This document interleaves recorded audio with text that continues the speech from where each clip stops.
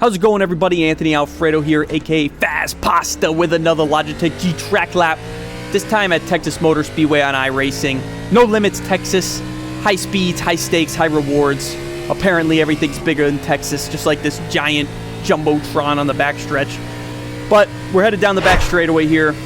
Gonna get a big run to the line. The balance is hard to manage this week. It's on the right rear a lot through 3 and 4.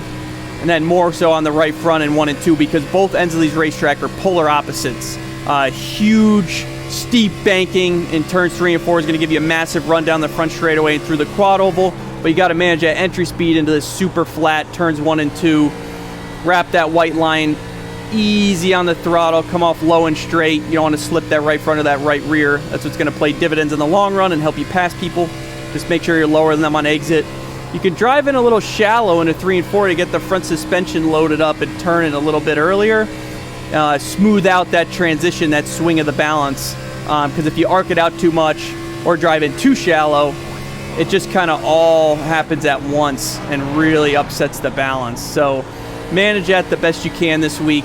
It's a pretty fun track, actually. But see how easy it is to get on the right rear on exit on short run? You're going to be able to build the tight into that through the center, though, if you're rolling too fast. And if you arc this out too much or carry too much throttle in, you see how much you kind of just sit on the right rear through the corner. So we'll set up one more clean lap here. That's just a good example of rushing the throttle or arcing it out too much or driving in too deep into 3 and 4. It's going to take a lot of discipline this week. Discipline's the word of the week. Come off a little bit lower and straighter. Missed the bottom a little bit there, but we didn't panic. We were smooth on our inputs. Tried to keep the wheel angle out of it. Same thing, in a little bit more shallow rollout as it loads up. And then once it loads up, we can just work the throttle. I find it best to just maintain like 3/4 of the throttle all the way through there, about 75%. So hopefully that helps you a little bit. It's actually pretty fun once you get the hang of it, and the racing can be good. You just got to set them up off turn 2 because it's really hard to pass in 3 and 4 or off of turn 4. You can see what happens if you roll the center too fast. You build it really tight right there. And then pit road, man, you come up on it really fast. So I'll just give you a little bit of an angle of that. Try to gain as much time through the middle as you can. No, we don't usually do this, but maybe someone will find it valuable. Gonna downshift here.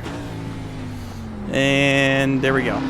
So could have been a little bit more aggressive probably, but we would have been really sideways. So you just want to manage that as well. And hopefully that helps you. I mean, let me know what you guys would like to see next for some of these tips and tricks. These little track laps give you an idea what to expect. Maybe it's better we do these with more cars on the track. Maybe I do a be fixed and we just kind of highlight some clips from it, or even with AI. Let me know what you'd like to see. I want to keep improving the content for you all. But in the meantime, I appreciate all the support as always, and I'll talk to you all later. See you in the next one. Bye.